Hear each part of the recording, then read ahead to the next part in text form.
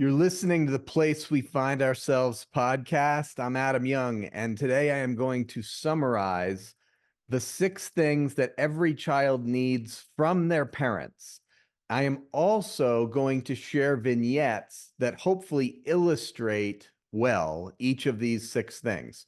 Way back in podcast episode 2, like 6 years ago, I outlined these 6 things, which I call the big 6. Why? Because they are oh so very important for both understanding your story and also parenting children. Now, episode 2 released ages ago, so I thought a refresher was fitting. What I hope will be particularly helpful today is the vignettes that illustrate when a child either receives or doesn't receive each of these 6 things. So, number one of the big 6, the first thing that every child needs from his or her parents to form a secure attachment, to form a healthy brain, to develop well, is attunement. Now, what is attunement? Okay, attunement refers to your parents' desire and ability to read your emotional state, your insides. Did your mother read you well when you were a third grader? Did she have some idea of what you were feeling on the inside? Likewise, with regard to your father, was your father attuned to your emotional states when you were in middle school? Were your parents paying sufficient attention to you such that they knew something of what you were feeling on the inside, something of what was happening inside your body, inside your heart? When mom or dad are distracted or preoccupied by their own needs, their own emotions, their own personal pain, their own trauma, they often fail to attune sufficiently to the child. Now, conversely, okay, when you are on the receiving end of attunement, when your parents are attuning to you well, the result is what Dan Siegel calls you feel felt. I love that phrase. You feel felt. Nothing is better for a child. Nothing makes a child feel safer, and nothing does better things for the development of the child's brain than parental attunement. So when you're on the receiving end of attunement, you feel felt. When you feel felt, what does that mean? It means that you have a sense that your mother really gets what is happening inside of you and that she is there for you. In other words, you as a 6-year-old, an 8-year-old, a 10-year-old, you know that your mother or father knows what you are feeling. And as a result, you feel joined by them. This is the first thing that you needed from your parents. You needed to feel felt. You needed to feel like your mother got you and that your mother wanted to get you. She wanted to understand you because she wanted to be there for you. She wanted to join you. Okay, here's a vignette from my life as a 6-year-old boy that illustrates attunement. Well, the vignette illustrates the lack of attunement. When I was about 6 years old, we lived in a place called Fairport, New York, outside of Rochester, and not many people had outdoor pools. But my dad told me that one of his coworkers did have an outdoor pool. And my heart leapt because the implication was that we were going to be invited eventually over the summer to swim in my dad's friend's outdoor pool. To my 6-year-old heart, this was going to be the coolest thing ever. Okay, a swimming pool in your backyard. Like, I could not believe it. Now, one hot Saturday, July or August, I don't remember. Here's what I do remember. I was bored out of my mind all day long. And toward the end of the day, I was complaining to my dad just about how boring the day had been. And my dad responded by saying, "Adam, I wish I had known that earlier because my coworker invited us over to the pool today, but I told him that I didn't think you would want to go." And my heart just sank. I mean, devastation set in. I was absolutely crushed. I can still remember the feeling right now. Now, here's the critical thing to understand. The most devastating part of this experience for me was not the fact that I didn't get to go swim in the outdoor pool. The most devastating part of this memory was the sinking feeling I had in my stomach when I realized that my dad didn't know how badly I wanted to swim in that pool and how much I had been looking forward to it all summer long. What broke my heart was not missing out on the swimming that afternoon. It was the fact that my dad wasn't attuned to me. He didn't know how badly I wanted to go to his friend's pool. So think back on your growing up years. Did you feel felt by your parents? Were you attuned to? When you were in second grade, did you have a sense that your mom wanted to know what was happening inside of you? When you were a sophomore in high school, did you have a sense that your dad cared about what was going on for you emotionally? Now, a word of caution at this point. Most of us have the sense that one of our parents was more attuned to us than the other. That's very common. It's natural. However, here's the word of caution. Suppose your father was emotionally absent. You know, he was just rarely attuned to you. As an adult, thinking back on your growing up years, you may feel like your mom was attuned to you because, after all, she was way more attuned to you than your father. But this does not in any way necessarily mean that your mother was attuned to you. It simply means that relative to your father, you felt more attunement from your mother. The point is this: when a child is starving, crumbs can feel like a substantial meal. Okay, that's attunement. Number one of the big six. Number two thing that every child needs from their parents is responsiveness. If attunement refers to reading your face at the dinner table, responsiveness is getting at, okay, what did your parents do with the sad face that they saw at the dinner table? Did your mother respond to you when you were distressed, when you were mad, sad, afraid? Did your father read that you were feeling those things? And did he respond to you in a meaningful way? In other words, did he offer some measure of comfort, care, or kindness?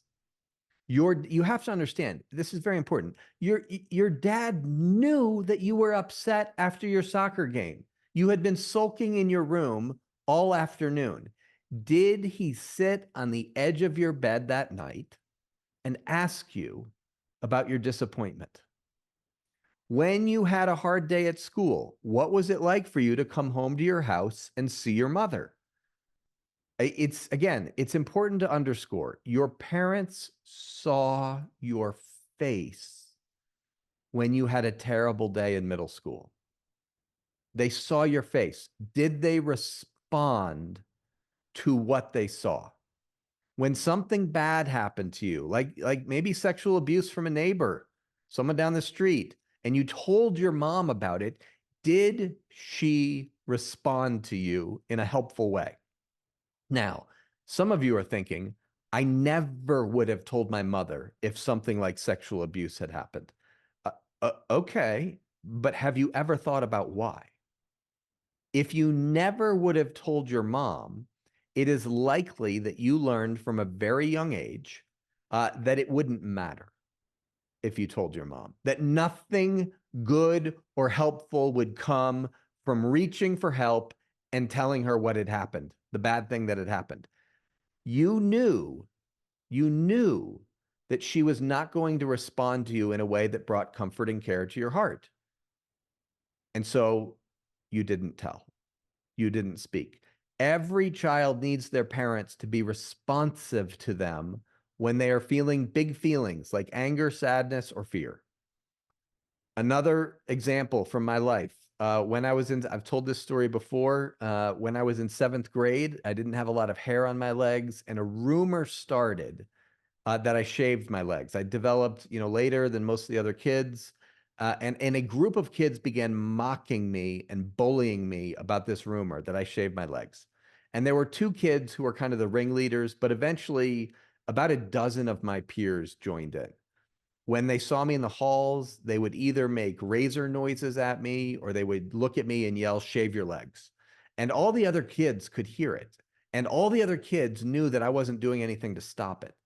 I never knew exactly when the mocking would happen. So I lived in a state of fear and hypervigilance, and I felt completely powerless. I never knew when it would happen, who would do it, who would be around to hear it, how long it would last. And I hated myself for not fighting them, for not sticking up for myself, for not making it stop. But I felt paralyzed every time it happened. I just froze. Now, as you can imagine, I was an anxious wreck day in and day out for most of 7th and 8th grade, especially before school. And my parents knew this. They saw my face each day. As a 7th grader, here's the point. As a 7th grader, I desperately needed my parents to respond to my fear, anxiety, and humiliation.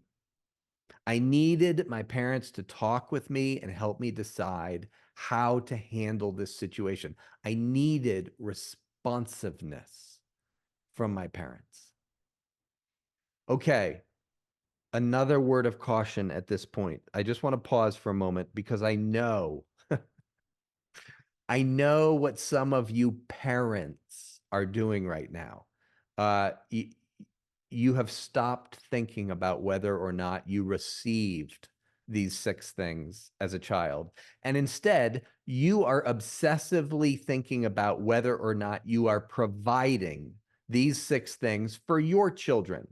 And look, I understand your desire and I bless your desire to parent your children well. However, this tendency to focus on our parenting failures rather than focusing on the ways we were failed by our parents, what it does is it allows us to avoid feeling the pain of our own story. It allows us to escape our own story.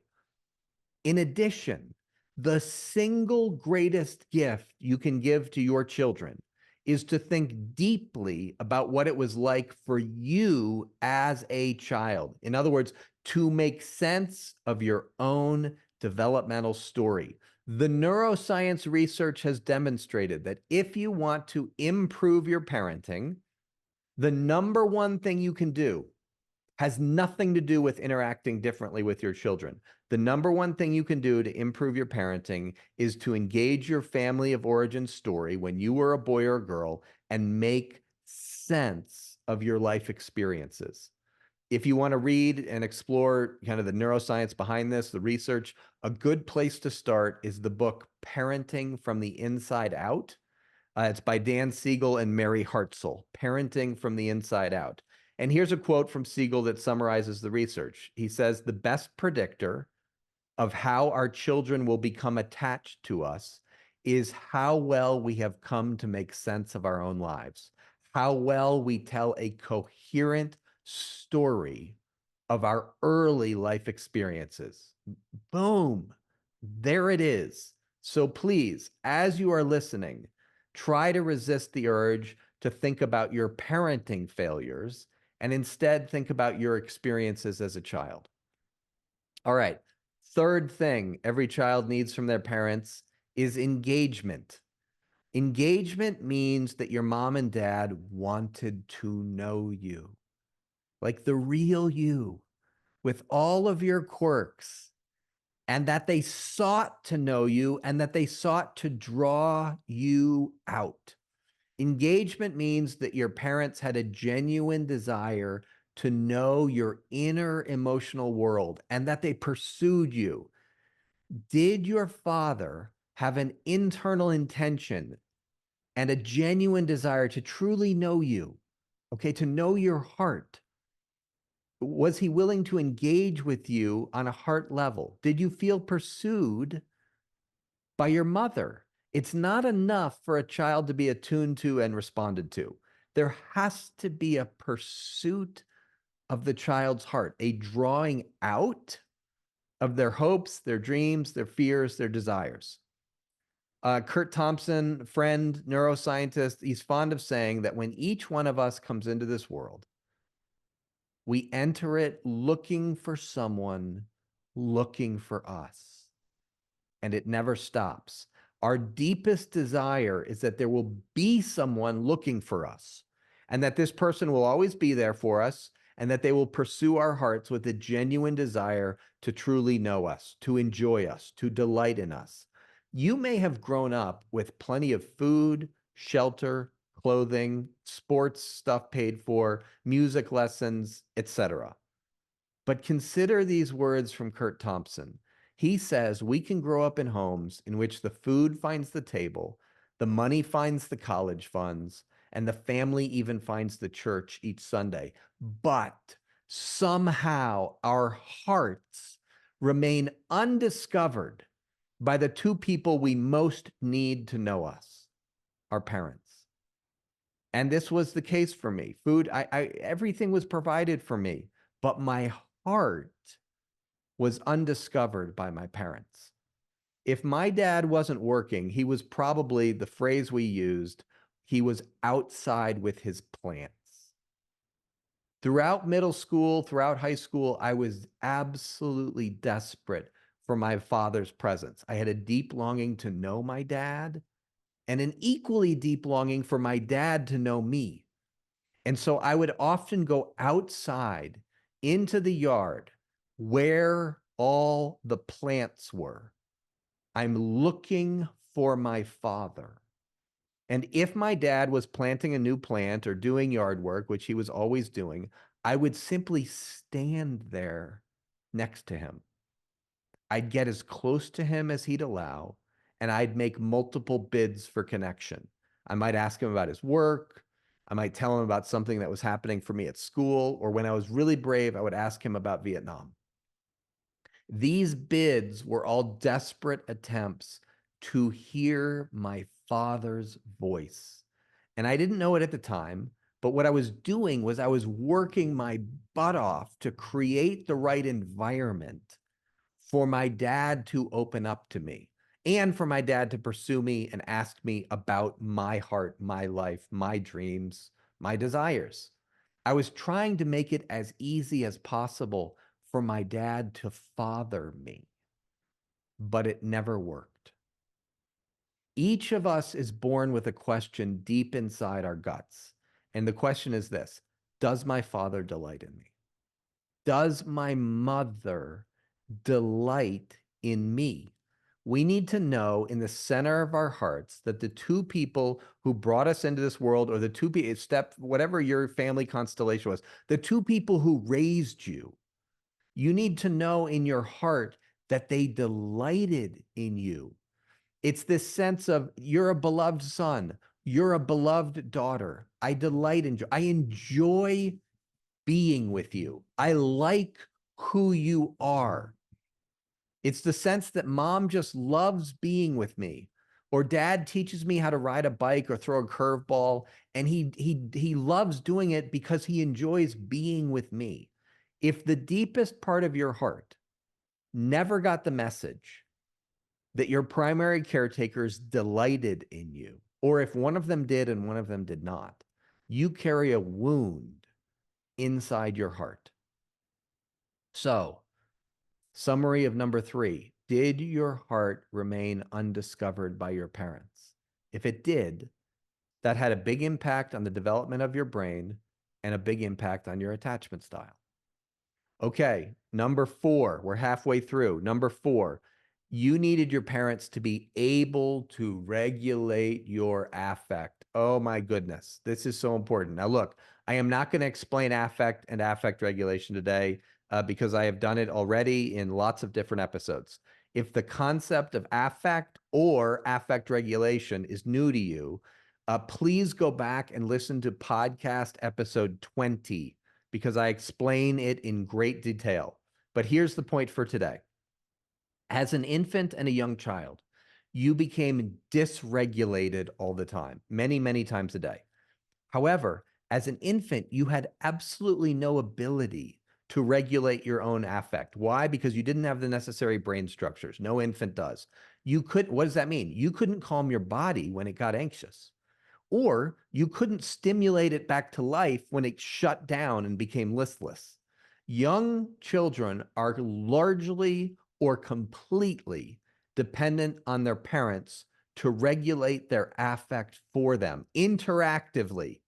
But what if your mother was too preoccupied by her own trauma or her own big feelings that she couldn't soothe and regulate you? Or what if your father was so emotionally checked out that he didn't want to soothe you when you were dysregulated?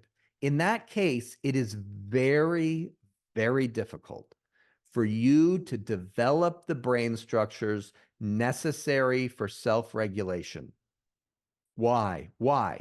Because the way a child's brain develops the neurobiological structures to self-regulate is by having their affect interactively regulated by parents who are attuned, responsive, and engaged.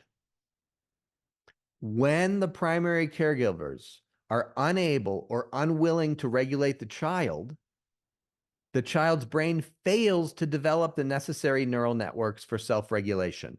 And that is a very, very big deal for adult living in the world, particularly the world of relationships. Here's a vignette.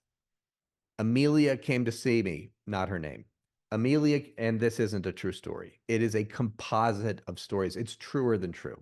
Okay, I've experienced this so many times. Amelia came to see me because, in her words, she had lost control of her emotions ever since her second child had arrived.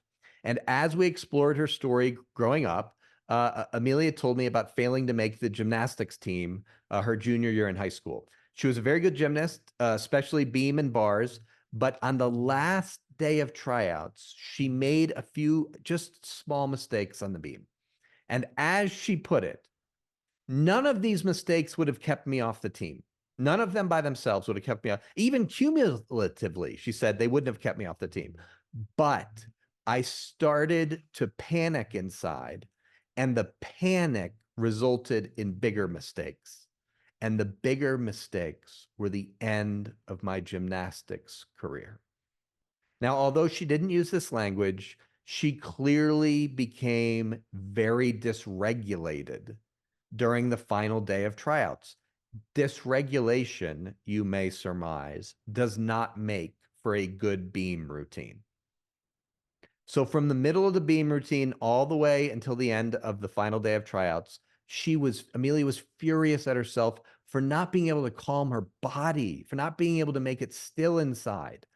She felt deep shame about falling apart on the last day of tryouts. And as she recounted the story, she told me about meeting her mom in the parking lot at the end of the day of tryouts.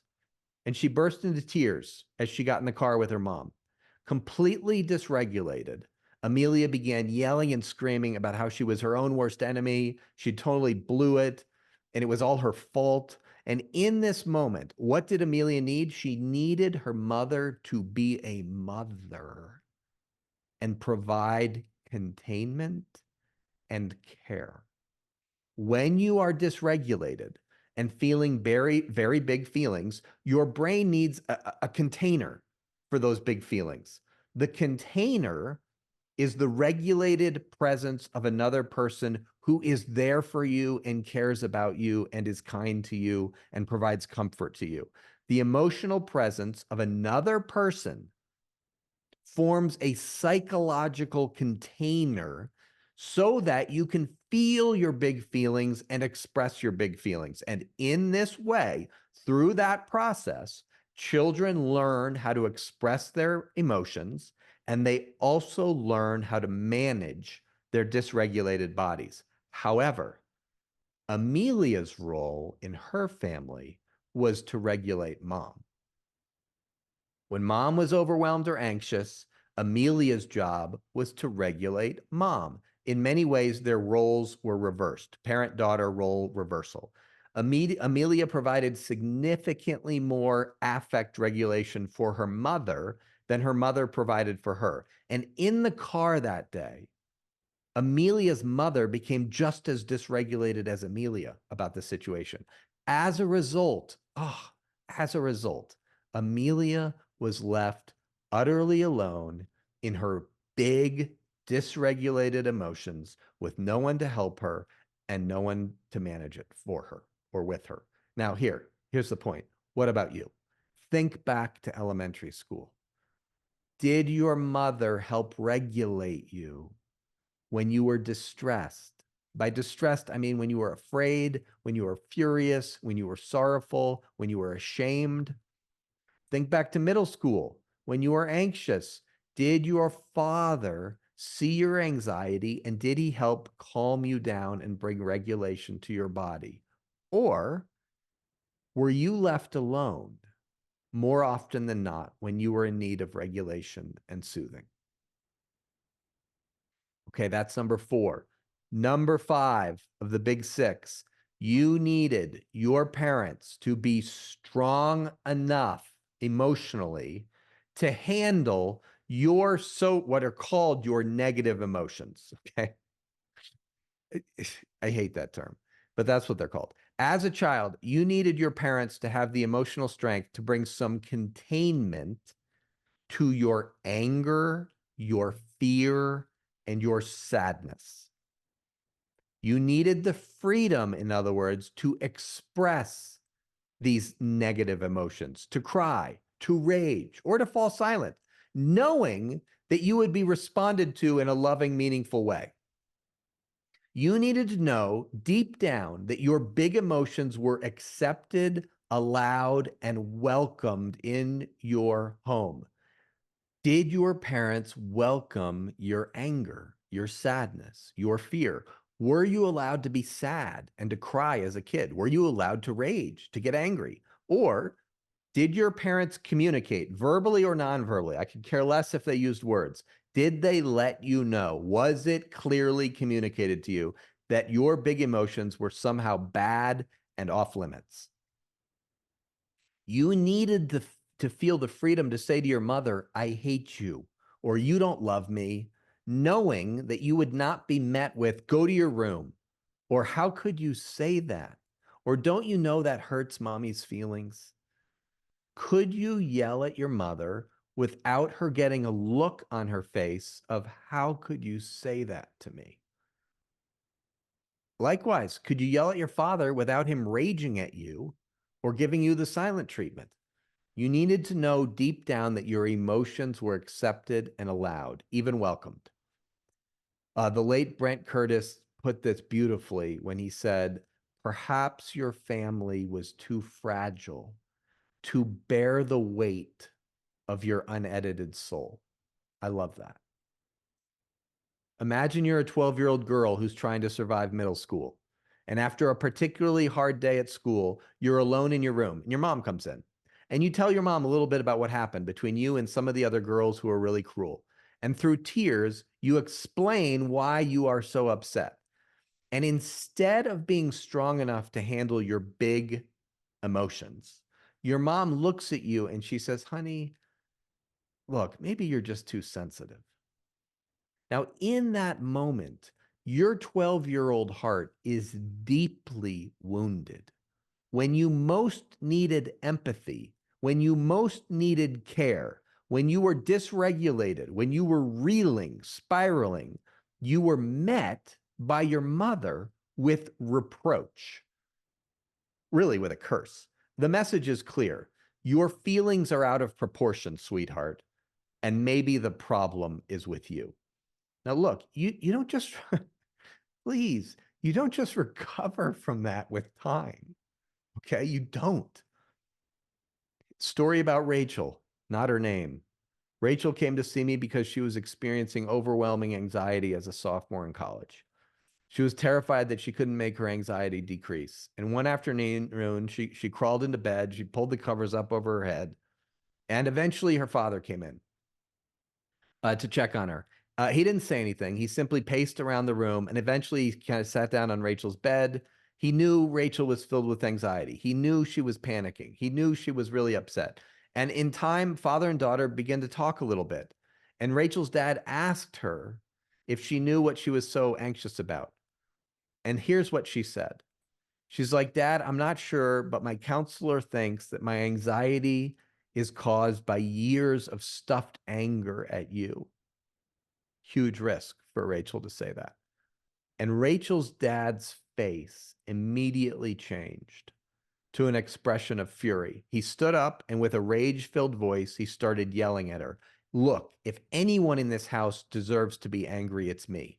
Everyone in this house has been blaming me for causing all this anxiety in you ever since you started seeing that counselor. Listen, Rachel, maybe I should just leave. And then he walked out of Rachel's room, leaving her alone. Now, when he said leave, he didn't mean leave the room. He meant leave the family. Now, what happened in that moment? Rachel took the risk of expressing a very small portion of her big feelings, and her dad couldn't handle it. His shame immediately turned into contempt for Rachel. And instead of feeling seen and comforted by her dad, she felt guilty for making her dad want to leave the family. Plus, on top of that, Rachel was terrified that her dad might actually leave. So, in contrast to Rachel's experience with her dad, you needed your parents to be capable of handling your big emotions. Number 6, last, we're almost done. You needed your parents to be able to repair the harm that they did whenever they wounded you. It's impossible to overstate the importance of repair when it comes to the healthy development of a child's brain. Brains develop best in an environment of trust and safety. And here's what you need to understand. Trust and safety are not primarily a function of perfect attunement, perfect responsiveness, etc. As Dan Allender puts it, trust and safety are not built on the absence of failure. They are built on the willingness of the parent to own and rectify failures when they inevitably do occur. No parent gets attunement right 100% of the time. That's ridiculous. No parent is always responsive and engaged. The parent-child connection ruptures all the time. This is not a big deal. What mattered to you as a child was not that your parents got it right every time.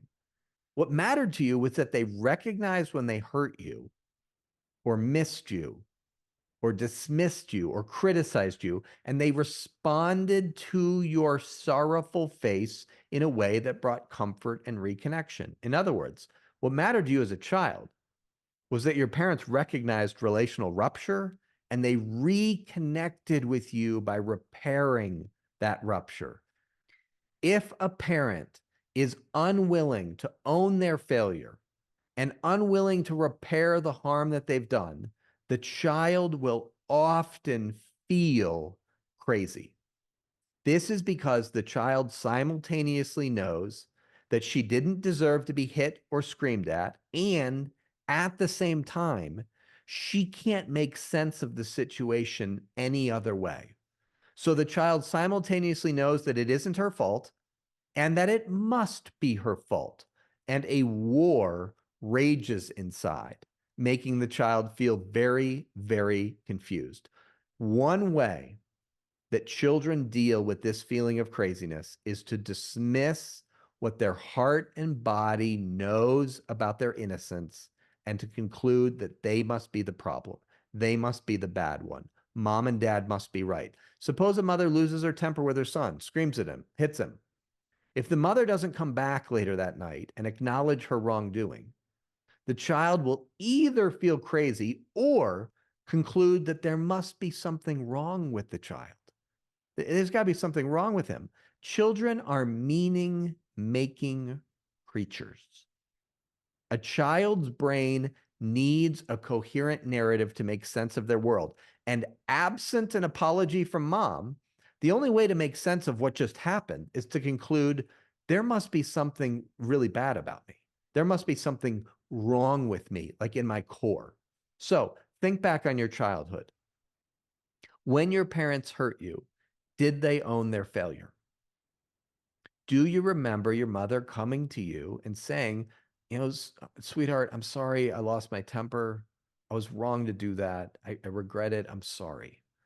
How many times did your father sit down and say to you, it was wrong for me to say or do what I did? It was just wrong, and I'm sorry. When was the last time you heard your father or mother say a heartfelt, I was wrong to do such and such? I was 26, last vignette from my own life. I was 26 years old before I risked saying ouch to my mother. 26 years old. If you think back on your growing up years, okay, this is a little bit of an aside. If you think back on your growing up years and you can't remember a time when you told your parents how hurt you were by something they said or did, there is a reason for that. There's a reason for that. What's the reason? You learned at a very young age that telling your parents about your hurt, your sorrow, your anger at them would not go well. Nothing good would come of it. So I was 26. I had just graduated from social work graduate school, and my parents told me that they would not be able to come to my graduation. And it just so happened that my graduation ceremony was the same weekend as that of my sister-in-law's college graduation. So immediately after my social work graduation ceremony on a Friday night, my wife and I flew from Virginia to Ohio to attend my sister-in-law's graduation. And as I got to her graduation, right, the next day, and I saw all her family members celebrating her, as I saw that, as I watched it, deep sorrow and disappointment kicked in. And after my sister-in-law's ceremony, we went to a party for her at a friend's, and I was so upset that my parents had not come to my graduation that I decided to call home. I decided to call my mother and tell her. I just couldn't hold it in anymore. So I went to a bedroom in the house where this party was, and I called home. My mom answered the phone. Mom, I said, I'm at Caroline's sister's graduation. I'm realizing how disappointed I am and upset with you that you and dad didn't come to my graduation yesterday. In other words, I risked expressing disappointment in my mother. She suddenly became frantic and started crying. Everything changed in an instant. And through panicky tears, she said, Adam, this is really hard for your father and me. You choose to spend all this time with Caroline's family and none with us. You visit them, you go on vacation with them, you seem to like them more. And I could hear my mom's sobs, right? And I could feel her franticness through the telephone line. And a very familiar shift happened inside of me. I shifted from feeling my disappointment and expressing it to my mom to all of a sudden feeling immense sadness for my mother's pain. And without thinking about what I was doing, I took the phone and I went into the closet of the bedroom that I was in and I closed the closet door. I, look, I can't explain. It was pitch black in that closet. What am I doing? I'm getting alone with my mother. I was so scared in that closet. I was scared of losing my mom as a 26-year-old. And at the same time, I felt immense sadness and guilt because I was causing my mom so much pain. I instantly pushed down my own feelings of deep disappointment to tend to my mother's sadness and franticness and dysregulation. And after reassuring and comforting my mother and kind of buoying her back up, I hung up the phone. Now, sitting alone in that dark closet, stunned, confused, feeling spun around, I thought to myself, like, what just happened? I called home to tell mom I was hurt, and it turned into a conversation about how I was hurting her. This type of experience is very common when one of your parents is unwilling to repair harm or even bear the fact that he or she harmed you. So here's the point. As a child, you needed your parents to initiate conversations of repair when there was relational rupture. In fact, you still need that today if your parents are still alive. We all do. Repair of rupture is the sixth of the big six. Okay. Whew, there it is. We got through all six.